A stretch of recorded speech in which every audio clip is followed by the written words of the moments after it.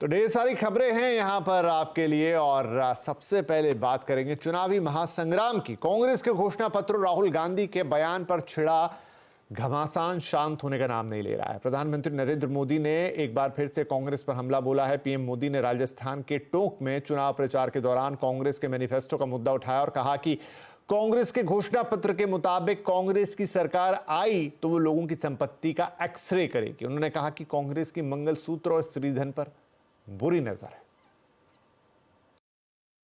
उन्होंने मैनिफेस्टो में तो लिखा है कि आपकी संपत्ति का सर्वे करेंगे।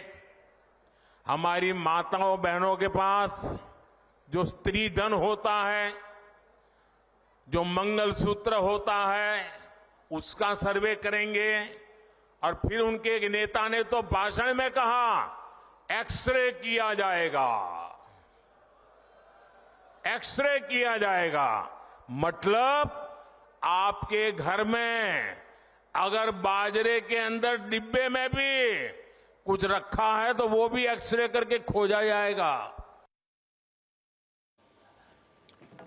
प्रधानमंत्री नरेंद्र मोदी ने कांग्रेस पर आरोप लगाया कि वो संविधान के खिलाफ जाकर एससी एसटी आरक्षण में सेंधमारी करके मुस्लिमों को आरक्षण देने की कोशिश कर रही है। इतना ही नहीं, पीएम मोदी ने आरोप लगाया कि कांग्रेस ने कर्नाटक में हनुमान चालीसा नहीं पढ़ने दी और हनुमान चालीसा पढ़ने पर लोगों को पीटा गया। उन्होंने कांग्रेस पर तुष्टीकरण के लिए जोधपुर को दंगे की आग में झोंकने का भी आरोप लगाया।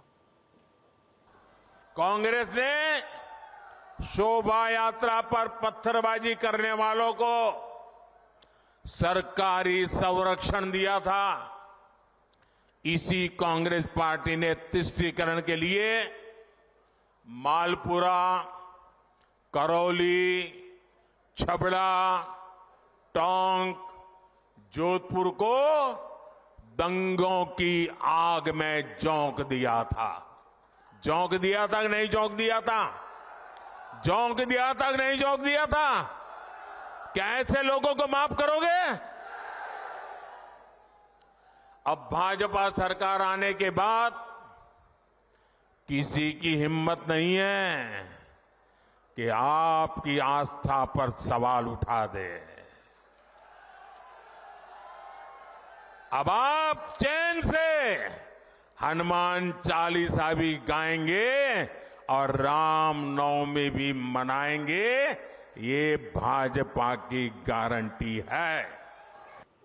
वहीं प्रधानमंत्री मोदी ने आरक्षण को लेकर भी कांग्रेस पर निशाना साधा। उन्होंने कहा कि दलितों पिछड़ों का हक मारकर कांग्रेस मुसलमानों को आरक्षण देना चाहती है। आरक्षण का जो हक बाबा साहब ने दलित, पिछड़ों और आदिवासियों को दिया, कांग्रेस और इंडिया अलायंस वाले उसे मजहब के आधार पर मुसलमानों को देना चाहते थे। मैं कांग्रेस को पूछना चाहता हूं, क्या कांग्रेस ऐलान करेगी कि संविधान में दलितों, पिछड़ों के आरक्षण को, आदिवासियों के आरक्षण को कम करके वो इसे मुसलमानों को नहीं बांटेंगे? जरा वह देश की जनता को वादा करो। मोदी आज आपको खुले मन से गारंटी दे रहा है। इधर सीसीए लागू करने को लेकर भी बीजेपी और कांग्रेस के बीच घमासान बचा हुआ है। गृह मंत्री अमित शाह ने कांग्रेस नेता पी चिदंबरम के सीसीए को लेकर दिए गए बयान की निंदा की है। उन्होंने कहा कि कांग्रेस तुष्टीकरण की राजनीति में विश्वास रखती है और सरकार में विकास के कामों पर सवाल खड़े करती है। उन्होंने कहा कि कांग्रेस सत्ता में आएगी तभी सीसीए को हटा पाएगी, जो होना नहीं है। चिदंबरम ये नहीं कहते हैं कि सीए में क्या बुराई है, हम सीए हटा देंगे। क्यों हटाना है?